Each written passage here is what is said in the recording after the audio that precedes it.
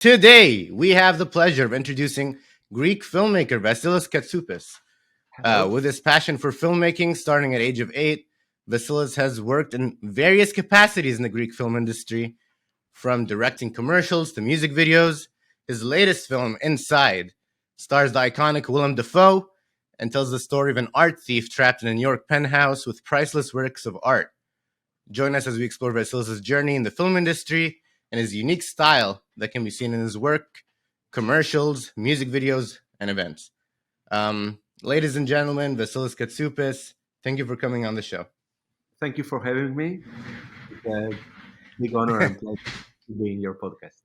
Thank you, sir. And well, again, let's jump right into it. What are 3 things you would save from your house if it were set on fire? Okay, I will answer what Willem Dafoe answered when he got this question. I, I'd like not to be in that situation. I understand. Yeah. It's amazing, right? Because it makes you really think about, okay, what truly is priceless, right, in your life. Yeah. In the film, it talks about like cats die, music fades, but art is for keeps. Yes. You know, and so maybe you want to get something that is long lasting and beyond. I guess for history's sake. I mean, maybe you can tell us a bit. Maybe we can start off talking about what's going on in Athens. Because what I know is Yorgos is saying, don't shut down these Greek film theaters in Athens, right? These are a part of history. But I guess part of the philosophy of your film is that I guess everything comes, everything goes, right? Everything fades. So what are your thoughts on what's going on? On the moving theater, I mean, there are 2 historical moving theaters that, I think one of the biggest plague that happens in Greece is tourism. It's getting out of hand, so everything is becoming Airbnb flats. The rents are high, and everything in the city center, turns from becoming something useful to become, hotels and conference halls, and this is what they want to do. I mean, they got this huge building that one of these cinemas are in, and they wanted to turn it to a hotel and a conference hall.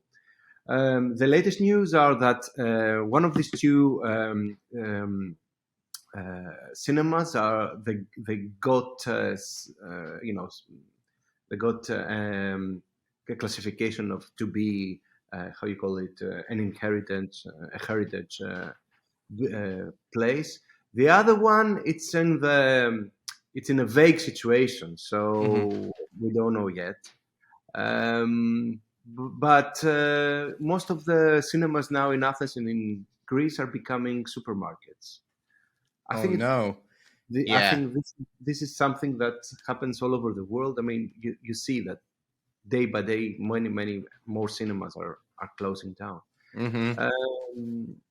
So yeah, I think it's inevitable now with all these streaming services, and the TVs are getting bigger, and you can get a really high quality So true.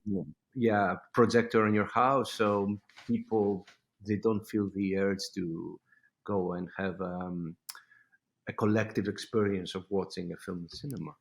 And but some films are made and are appreciated in cinema. I mean, like I think Inside, it's worth watching in a big screen than watching in your laptop or your iPad or even your iPhone. Imagine. Yeah, exactly. So because I mean, we as filmmakers, we are a bit OCD, and we put so much effort in sound design and to be perfect, and the colors of the grading and of the film to be precise. And then you see people watching it in a TV with motion flow on and all these filters that modern TVs have, and you see it like it doesn't look like this, it shouldn't look like this. So yes, I think some films, it's nice to go and watch them in theaters and having the whole experience of that. of And if that. you're gonna watch it in theater, why not watch it in a historic theater, right? I mean, it even adds to the atmosphere of it, making it more, I guess, holy, not holy, but like a Yeah, grand experience, you know? yeah, yeah. Exactly. Exactly. Exactly. I And you know, it's good. I mean, it's a nice night out. I think. yeah, exactly. It's still, I mean, it's still a night for a first date. I think cinema and then drinks. Really?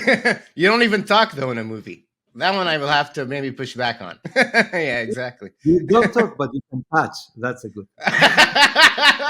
That is good, exactly. That's so funny. I especially like your movie Inside, I feel like you have to watch that in a theater because it demands attention and there's so many details. Things aren't what they are on the surface. You know what I mean? It's like if you're taking it Yeah, at surface value, it's one thing, but if you when you watch it and like really think about it and watch it with an audience and see how everyone's reacting, that's how I felt. It was incredible. Before I go on about that, what's your system like at home? Do you have a TV? Do you have a projector? How are you watching movies? I have a 55-inch TV. I have a projector, but I use it when I go on vacation, and I mean, I always get a projector with me because most of the times where I find a place for in the islands to spend, there's always a nice white wall, and it's beautiful to have an open air experience watching a film. So yeah, I have a traveling projector with me when I go for holidays in the Greek islands. So Mm-hmm. yeah, I mean. Um, I the problem with the projector is you need to have a wall, a clear wall for that, or So in my house, yeah, The bigger the screen, the better, though. Yeah, exactly. It looks yeah, like you have a lot of artwork. What is that yeah. art piece behind you, by the way, Facilis? The is that a This one, deer? Yeah, with the that, antlers. ah, Hmm. yeah, it's not even an artwork, it's just. But that one over there, it's the main piece of from the film. Yeah. That, yeah, Wow. but this is a different one because the one that we had in the whole and all the shots and all the scenes were the original one Uh with the huh. face of and for the scene with the sprinkler Yes. the rain scene Mm-hmm. how I call it, we had to make a copy a digital copy of the artwork in order to get wet if it were to get wet. So what the artist did, he took that and he painted over my face to the face of the owner. So now I have the same artwork with my face as. Mm-hmm. That's destroying art right there. Yeah, exactly. Yeah, repurposing. Repurposing. Sorry, repurposing. Yeah, exactly. Yeah, yeah. The only people that destroyed the art was the Nazis. So yeah, we don't destroy art. It's not That's good. fair. No, that's fair. You can repurpose it. I mean, yeah. Tell us a bit more about the film itself and what it was like to work with the great Willem Dafoe. I mean, not enough can be said about Willem Dafoe. I don't know if you knew he's the most watched actor in 2022 and 2021. The most watched actor. Okay, what about him gives him that quality? Why is he that? He's an unstoppable machine. I think he really he's yeah, and I mean his talent is bottomless, and he's a genius. I mean, one of the most intelligent people that I ever met in my life, and one of the kindest and generous people. And imagine, I mean, the risk he took to work with me because I'm a first-time director to make a fiction film. So it's a big generosity. It was great working with a talent like this. He helped me a lot. He was very patient.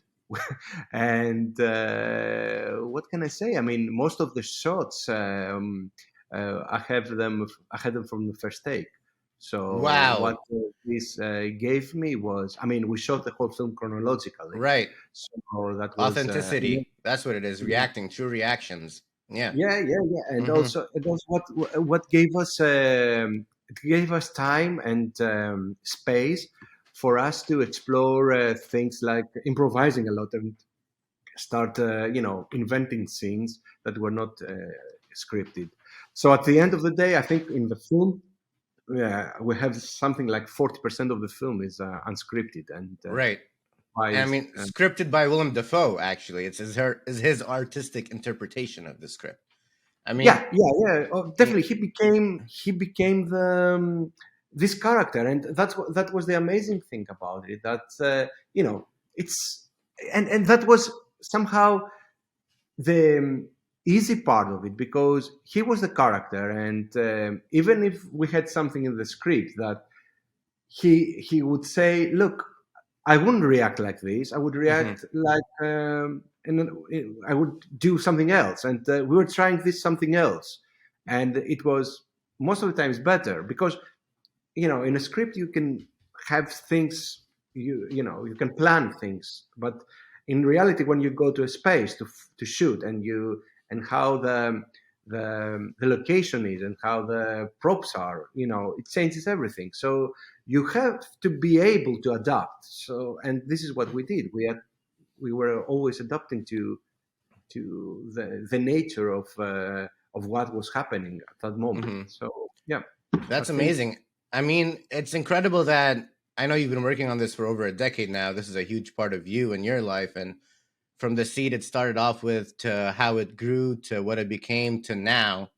I mean, it's been a long journey for you. But I'm curious as to if Willem Dafoe, how early he came in, and who else would have done it. I mean, let me just say about this film: cinema is the greatest art form currently, in my opinion. Between the visuals and the audio, is the true artistic experience. Right?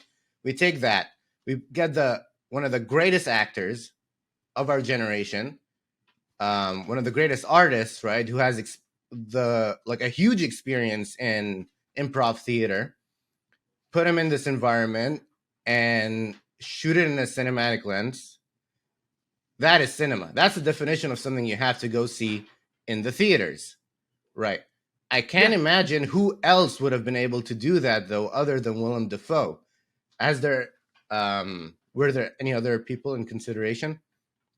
Look, first of all, I wanted to make a film that you experience, and not, just watch it, and I didn't want to make a film that I would dictate things. I want to make a film open to everyone's interpretation and everyone's, inner thoughts, and how they think about life, and how people, have their what they have in their mind. So first was this, but what when we start, the project, when we started the project, uh, I mean, the biggest collaborator, and I could say co-creator, was my producer, Yorgos Karnavas, Mm-hmm. from Heretic Films, and they did the Triangle of Yeah, Sadness. of course. He's one, and he's a good friend of mine, and we started this journey together. And I can't have. You can imagine how much work he puts in this project.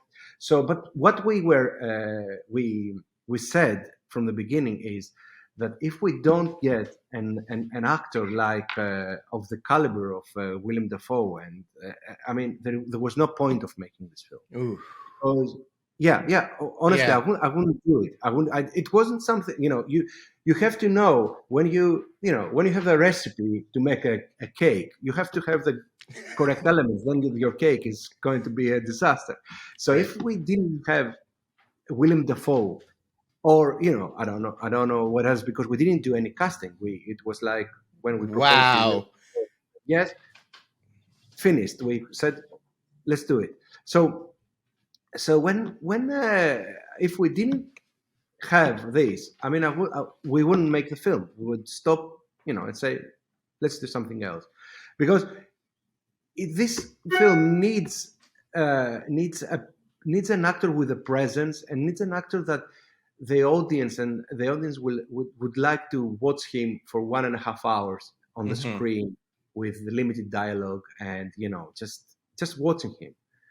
And I could say that Willem Dafoe is a live piece of art. I mean, his body, his face, his reactions. It's like watching an artwork by himself. So there are not many actors that there are actors, but not many. Like a handful of actors that can actually you know do that.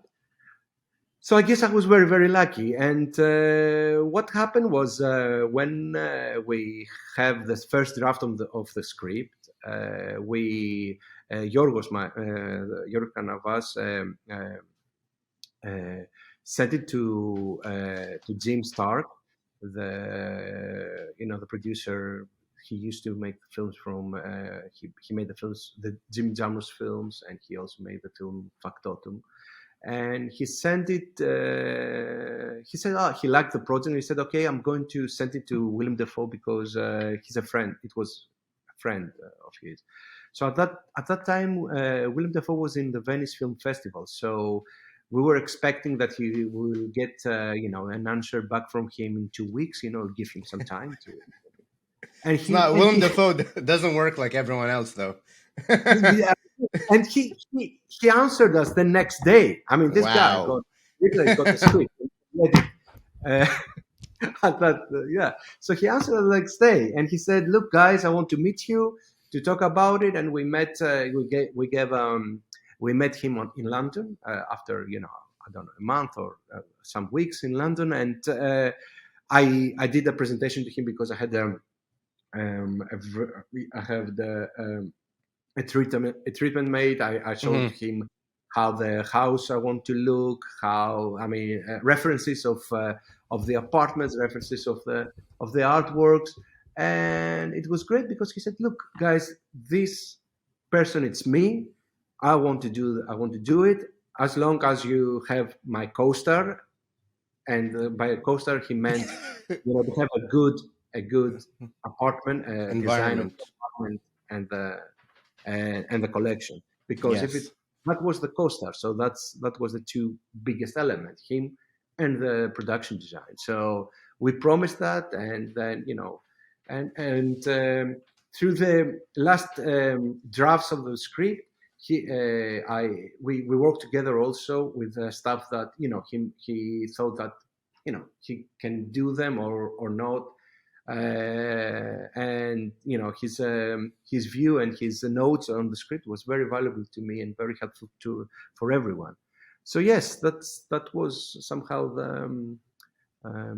the journey The of. journey of how it happened. I'm sure you must have been super excited when he came on and decided. And you guys shot during COVID times, right? I During mean, COVID times. Yeah, a what lot. what was the risk of that? Because I know Willem Dafoe's a bit older, so he's late 60s and such, and he's super healthy. He gives the energy. I don't know what fountain of youth he's drinking from. Yeah. Yeah. I don't think that he would.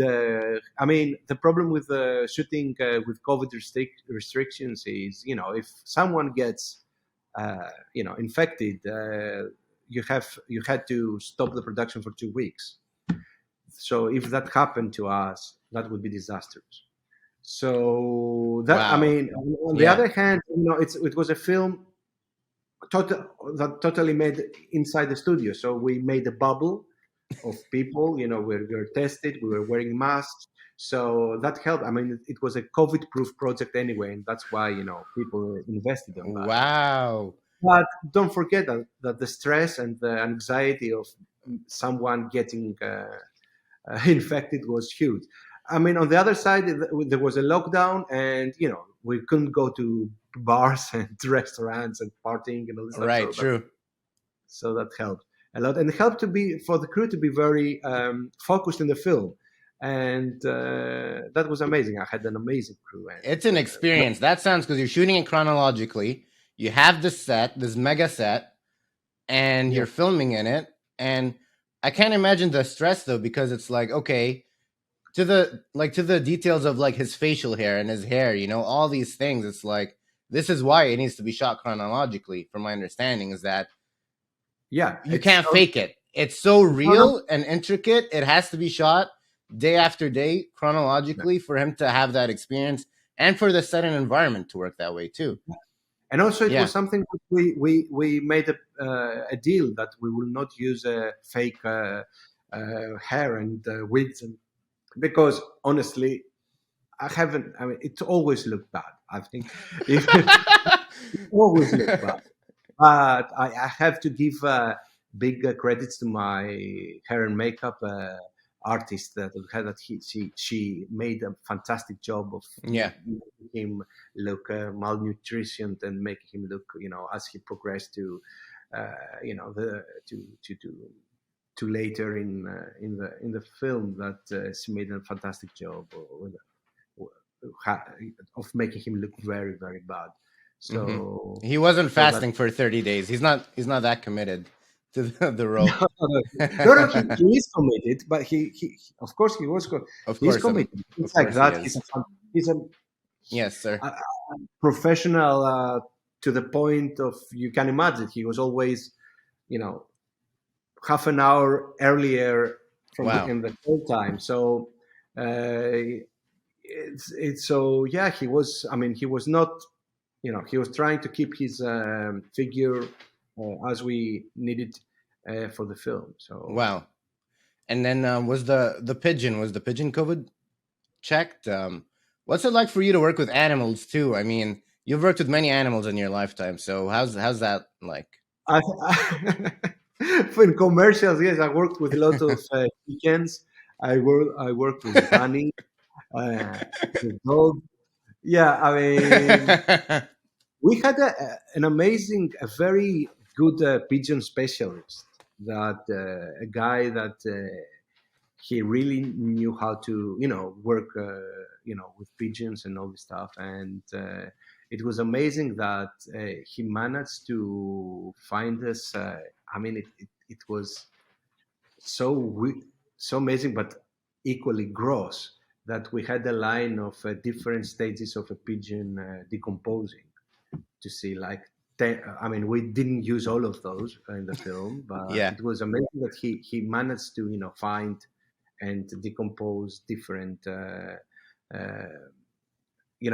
from already dead pigeons. He didn't kill any. He's a maniac with pigeons. So he was collecting dead pigeons in order to make this. I mean, the same happened also with our fish specialist, because we had some tropical fish, and very expensive fish. So he got in he got in he in he connected all his clients and asked from them if a fish died, so he could collect it and put it in the freeze for our film, in order to shoot the scenes with a dead fish. And so um, yeah, it's very weird working Weird.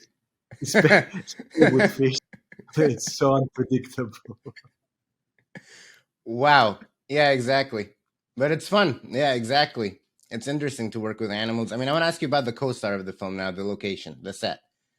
Yeah. Okay. So how much preparation went into building the set? Where was the set? And yeah, Yeah. what was that like for you to build that? Because that on its own is a work of art, right? Just like uh, the sculpture is a work of art, the set itself is its own work of I art. mean, that's another genius of the creative team, that is called Thorsten Sabel, the production designer. I Hmm. mean, before meeting Thorsten, I did for 4 years. I did a huge research about penthouses and houses, and architectures' houses, and I gave him all my research to him, and we start talking about how we would see this apartment would look like. And we were both of us, we were very big admirers of brutalist architecture, and of modernist cement, cement based buildings. And he designed it in uh, he designed it. We needed also to use a very big sound stage, and that sound stage was in Cologne, in Germany. I mean, it was one of the three biggest sound stages in the world. So in order, I mean, also, imagine, I mean, within the budget of the film, it's not like a blockbuster. So he had to Mm-hmm. do everything on a budget, and the whole set was built with wooden boards and then painted like cement, and it was like a 600 square meters um, set that it was built on the top of a 2 meter platform, and that was because everything you see in the skyline outside the windows, it's a projection. It's because we built a huge projection screen around the set, and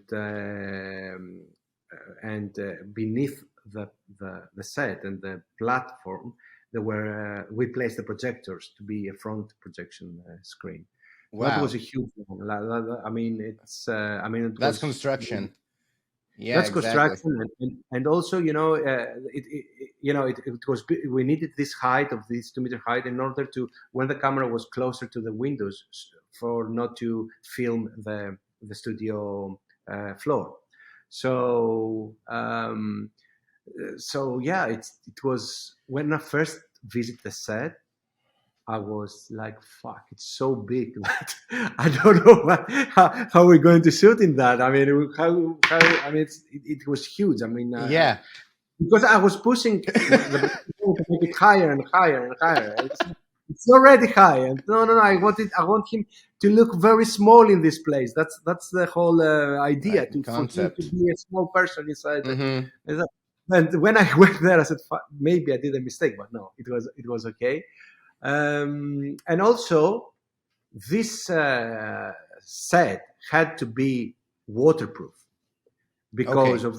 of the scene with the sprinkler Right. scene, and because, as I told you, beneath uh, the stage As the was the projector. projectors. If it wasn't waterproof, would be all electrocuted, and that was something that we couldn't test because it's not possible to tell. I mean, if we had to test it with water, then it would ruin the. So we really prayed for that scene. I mean, we had only take. I mean, only one. Uh, yeah, only one Yeah, chance one for that scene. chance. Yeah, One exactly. chance. Totally. And if it didn't work, then it would be completely destroyed. So yes, it was one of the most stressful days, but it worked perfectly.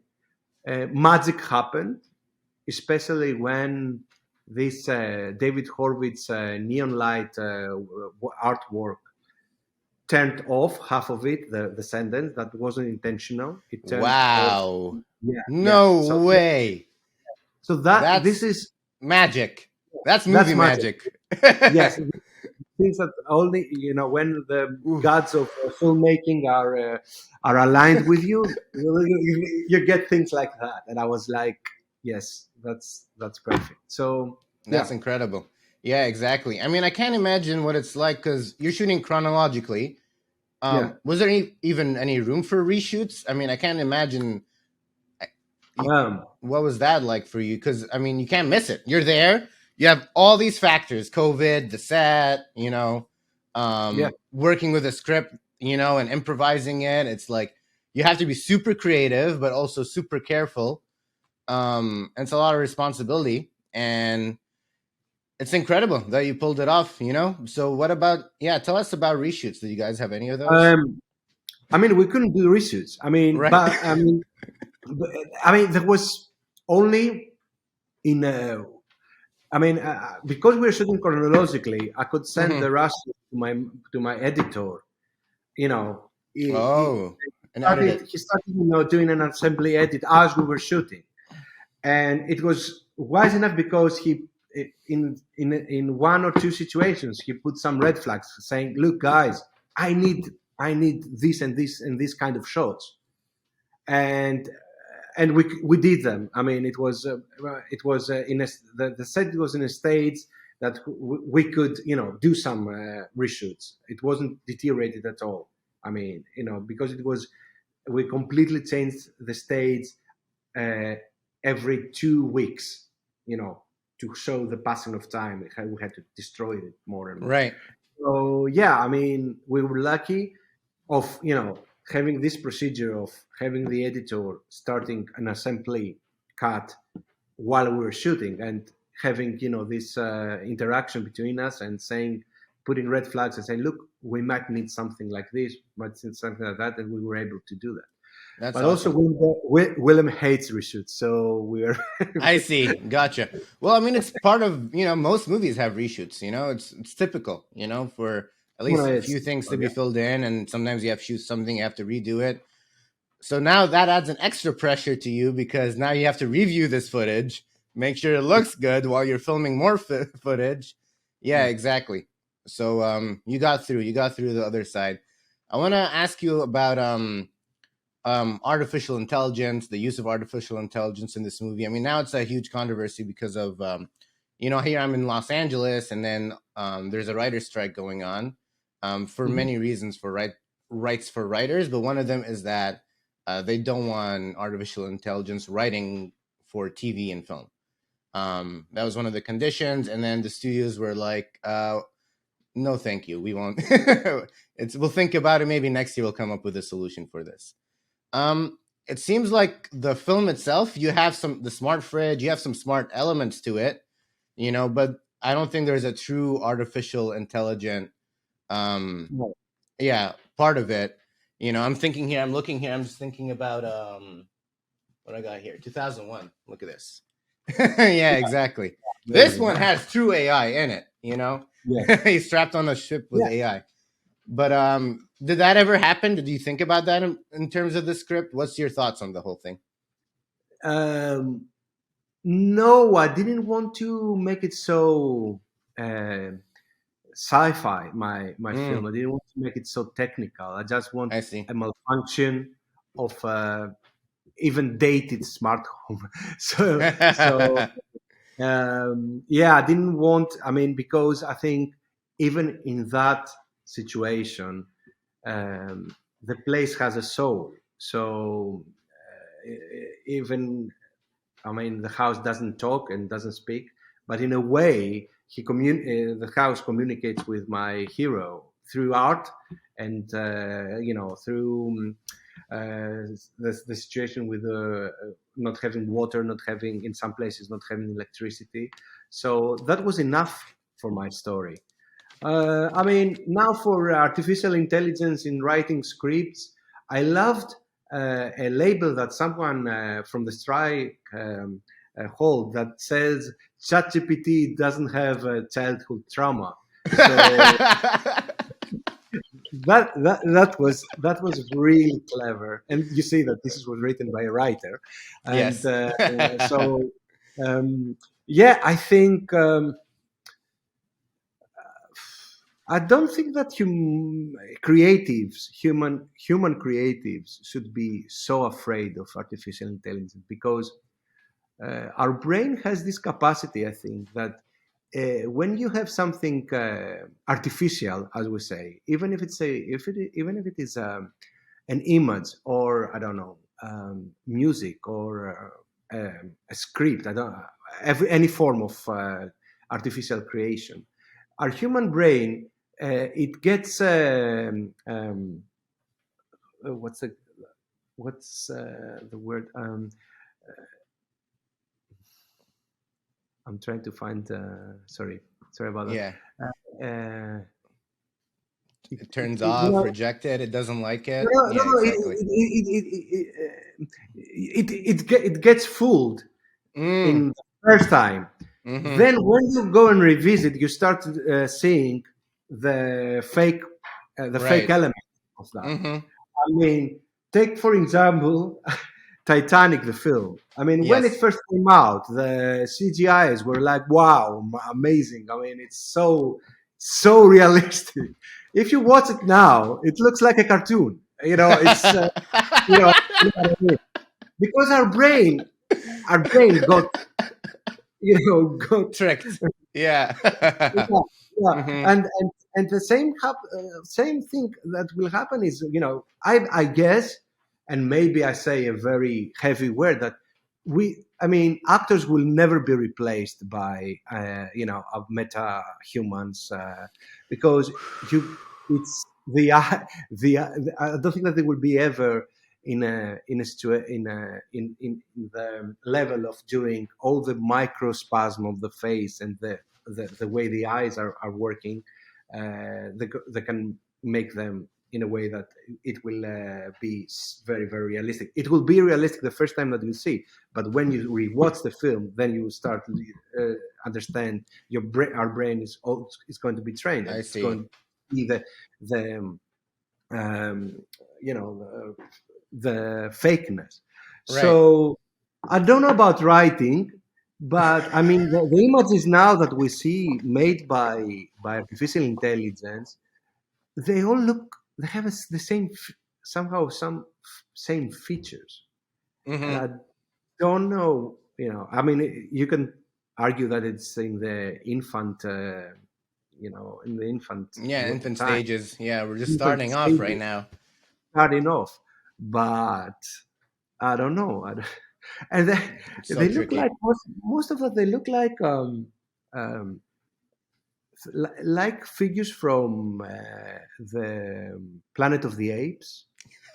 And maybe I think the computers, they are, they get this information also from monkeys and apes, and they don't can they don't understand the difference, so they mixed all these features together, Yeah. and they make something different. So Mm-hmm. yeah, So don't be scared of AI. I mean, my take on it is that so art is about, it's more than just the aesthetics, right? It's more than just what you see in the surface. There's a history behind the artist, it's like um and you look at a painting by Van Gogh, for example, and you look at the painting and it's a beautiful painting that evokes emotions, but you also think of the story of the artist and the journey the yeah, artist went through. And that is something that's impossible for AI, literally impossible for AI to replicate. yeah, So that's my yeah, take on it. Yeah, yeah. exactly. Art, and as you're trying to say, I guess you're trying to say the value of art is something that's long lasting, because you want to be able to rewatch it and for it to still maintain value, as opposed to making something that's good for a while and then that fades. Yeah. I don't know. I mean, first of all, art for me is that we something that we tend to forget is art is a way of communication. It's Mm-hmm. it's it's a communication. First of all, it's a communication tool, and this is how it started. It started by people painting in a cave to show what they've seen when they went for hunting, or how they're going to hunt this I don't know mammal or something. I don't So it was a communication, and by that they communicated with us thousand and thousand years afterwards, because we found these these paintings and Wow, we know that's so something true. about. Mm-hmm. So that's why I say art is for keeps, because okay, wow, music isn't an art form. Of course, it is an art form, Mm-hmm. but do you know how music sounds in the ancient Greek times? I don't think so. Nobody No. knows how it sounds. So we know now because we have recorded music, but for thousands and thousands of years, music was never recorded. So we didn't know how it really sounded and how much it's changed, because it's changed. I mean, even now, when they find a manuscript from Johann Sebastian Bach and try to play it, you don't know if it sounds Wow. as Yeah. he was playing, as Right. he Totally. was. So even that, it's a guess. It's not, there are scholars that they argue, no, it's played like this, other played like that. There's a big. So the only thing that may, uh, have from that time is sculptures, because it was very difficult to deteriorate. Some paintings, some. So it was artworks that they were the communication language for us to know about civilizations before, and architecture mainly. I mean, from the buildings and all this stuff. So Art is uh, for keeps, as you say. yeah, Music so fades, that's cats so stay. the Mm-hmm. value of art is first the language that it has, Mm-hmm. and what we will next generations will understand from that.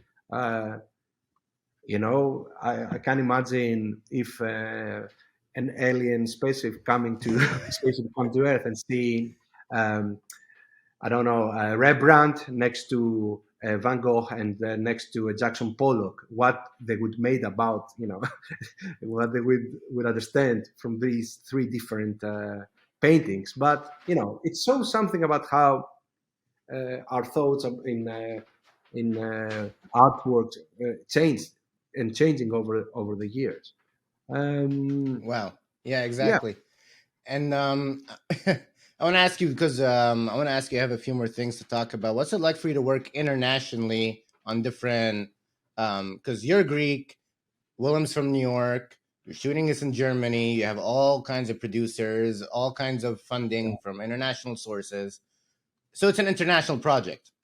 yeah. I What mean, is that like? the set Yeah. was the Babel Tower because I was Greek. My first AD was Greek, and my the DOP was from the UK. The line producer was French. The most of the crew was from Belgium, Flemish. Uh, the other the other part of the crew was from Germany because we shot in Germany. So the production designing crew were from Germany. We have one assistant producer from Latvia. Uh, and so you understand, we were, Yes. was, but English is the main I see. language that we all understood and we all understand. But it was great listening different. I mean, the Belgians were speaking in Belgium, in Flemish all the time, and nice to listen to other Languages. languages. Yeah, true. And me and I mean, that was not good. That sometimes me and my assistant director were speaking in Greek to I communicate see. faster about Faster. things. Yeah, exactly. Yeah. So yeah, I mean, it wasn't a problem. It was fun. It was nice. Uh, Yeah. uh, yeah. That's awesome. Yeah, exactly. It's cool that you're able to do that work internationally.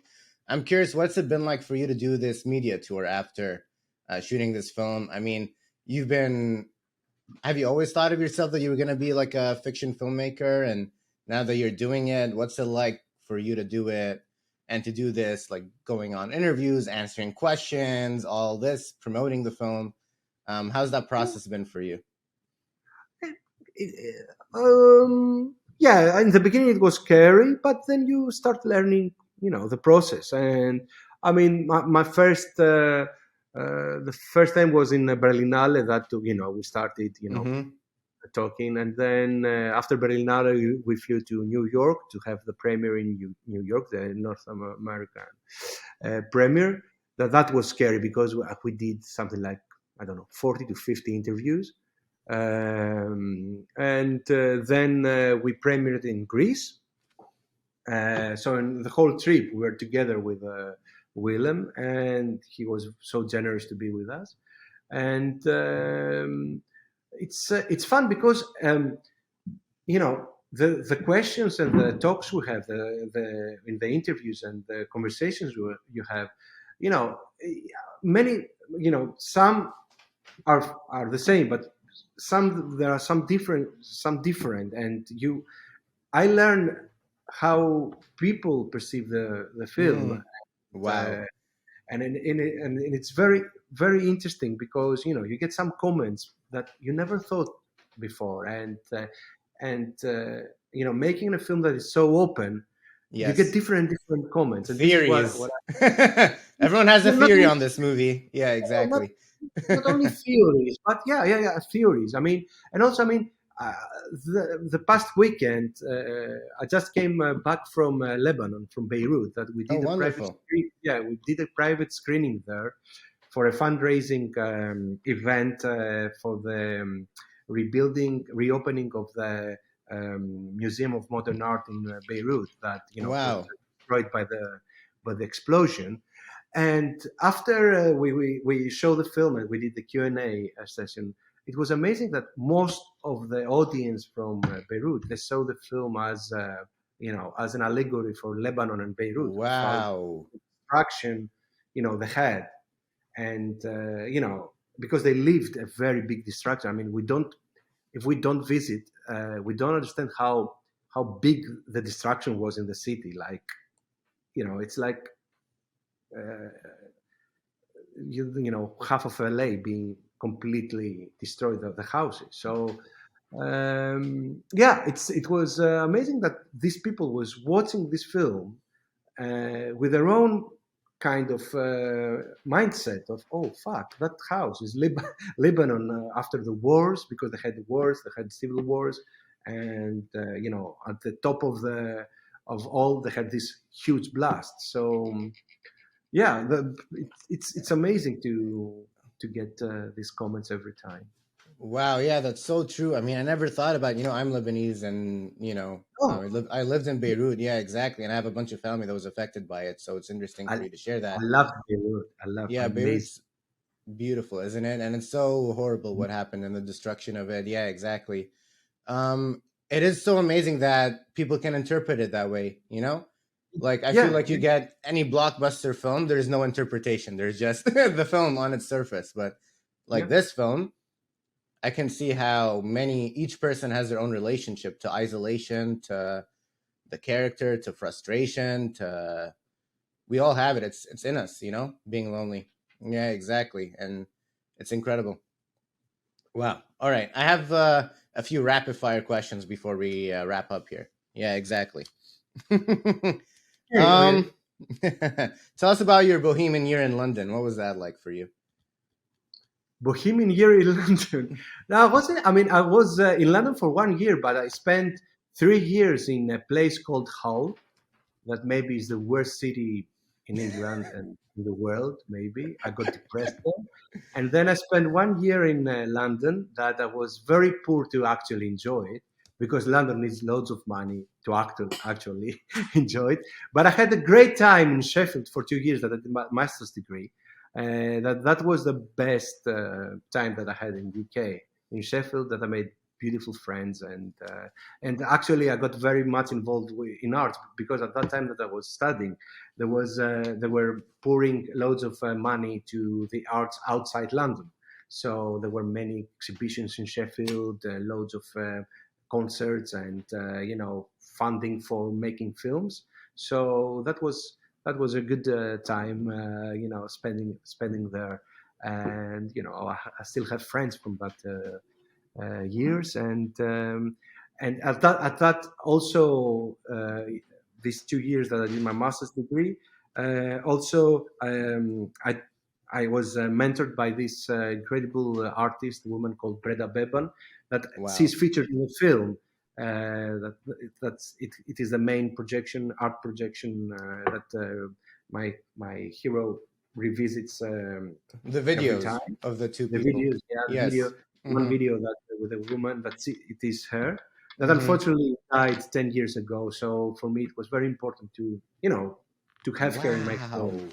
So it's And it's gonna yeah, last forever. Wow, exactly. How yeah. incredible. That's for me, because honestly, she taught me how to see, in a different way.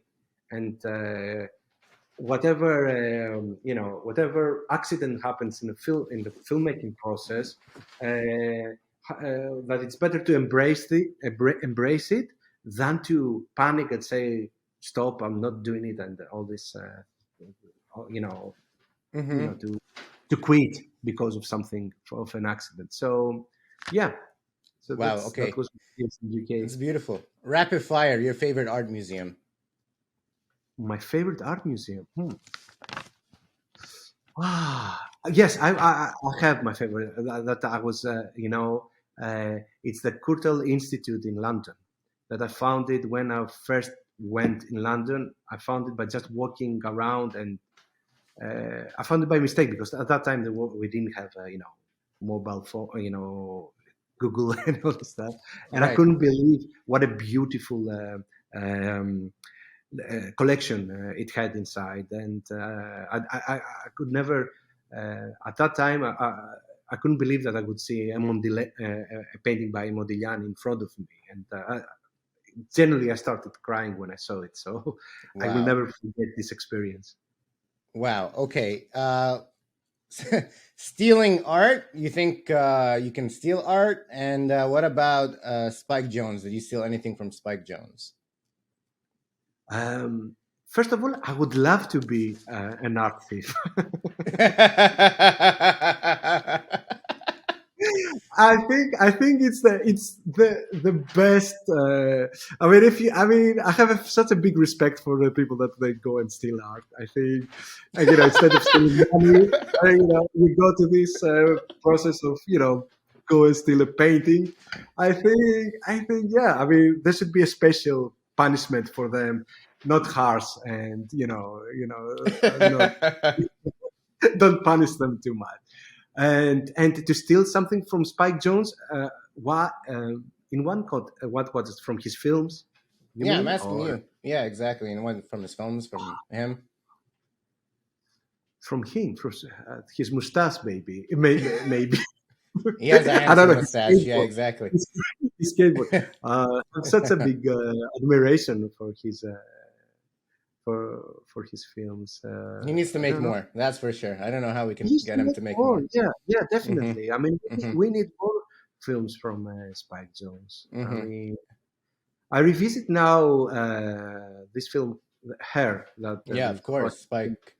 uh, Yeah, Spike Jones. and it's such Joaquin a Phoenix was yeah, incredible. Yeah, exactly.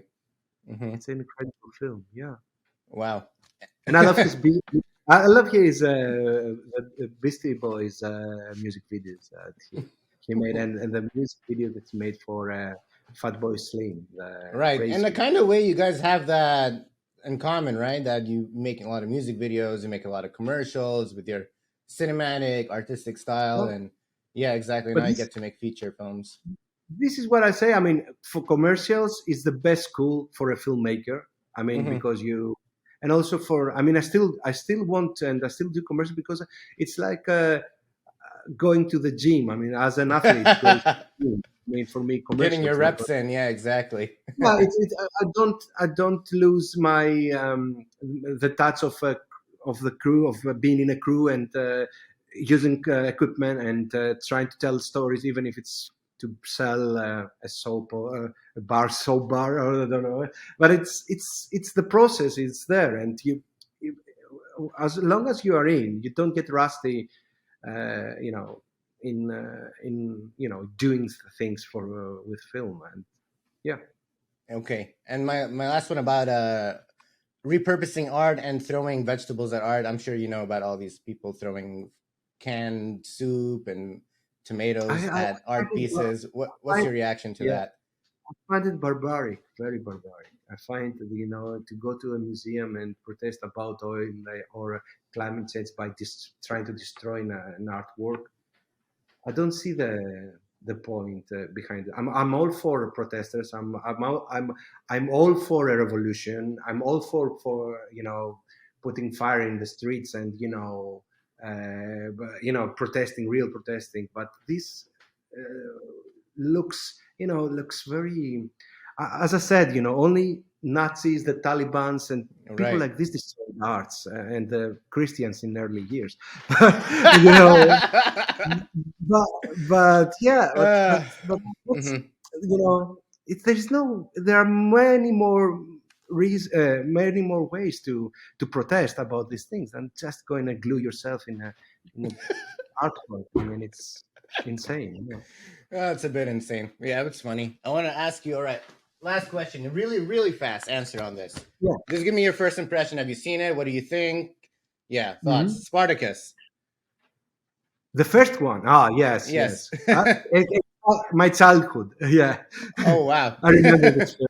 As a kid, I've seen it, yeah, thousands of times. Yeah, I Wow. loved it. Okay. Blade Runner. You get to see this one. The second one, Yeah, the new the Blade new Runner, one, the Denis I haven't Villeneuve seen one. it. No, no, no, I haven't seen it. Sorry. It's beautiful. It's gorgeous. Citizen Kane. Yeah, it's and if you've been to a film school or film studies, you really need to write an essay about Citizen Kane. And it's insane that he made this film when he was 25. Right. It's Hmm. completely insane. That's a great. Blue Velvet. Look at that, David Yes, Lynch. Yeah. I love it. If I I had love Wild it. at Heart, I would show you Willem Dafoe. What about Requiem for a Dream? What has this done for your life? I think yeah, I've seen it long time ago. I haven't revisited again, to tell you the truth. I don't remember it well. I don't remember it well. Tree of Life. I Yes, know I'm I'm giving a you the big, heavy hitters. I'm a big fan of the Terrence Malick films. Yeah. Was this like your life in Athens? 300. Yeah, Look, I mean, exactly. 300. It's weird because when it first came out, I thought that it would be, what's the? I mean, I'm not a comic guy. I'm not. I was never into comics, so I didn't know what. But I watched it after many many years, and I found it the technique of shooting this. I found it amazing, and how it is. But for a Greek guy, it looks like very nationalist film. Used by the extreme right people here as they think that the ancient Greeks were like this. They don't understand that It's a comic book movie. it's a comic book. Pulp Fiction. Pulp What about this Fiction. one? Yeah, this is my student years. It was in every student room. The poster was in every student room in UK. How cool, right? Yeah, great poster. Amazing. By the way, I love the poster for Inside. That's a really classy poster. Yeah, Thank you. exactly. The Matrix. What can you tell us about this one? The Matrix. Yeah, I loved it when it came out. I loved it. It made me think many things. What about John Wick? Willem's in this Oh, one. He's in I this haven't. one.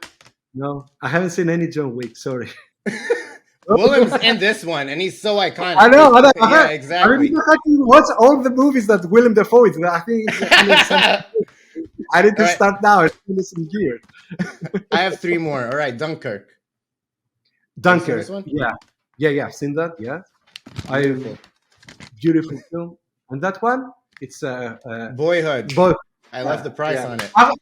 Yeah, I was expecting a bit more in that film, but yes, it's impressive. Very impressive. Yeah.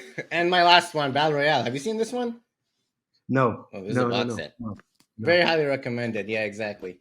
Ah, All right. my favorite director is Aki Kaurismäki. I don't know if you've seen any films from No. from the film Okay. director. Gotta I mean, check it out. this year he's having a film in Cannes Film Festival, and one of my favorite films also is Buffalo '66 by Wow. Vincent Gallo. I love it. Incredible. All right. So that's my time. That's your time. Thanks, Vasilis, so much for Thank your you time very here very today. much. It was Yes, thank you. amazing talking to you. Thank I you. appreciate it. Yeah, exactly. Ciao. Yeah, exactly. And thank you so much for sharing about your film. I hope you get to make more in the future. I can't wait to stay in touch with you. All right. Hey, hope so. Bye bye. All right. Cheers.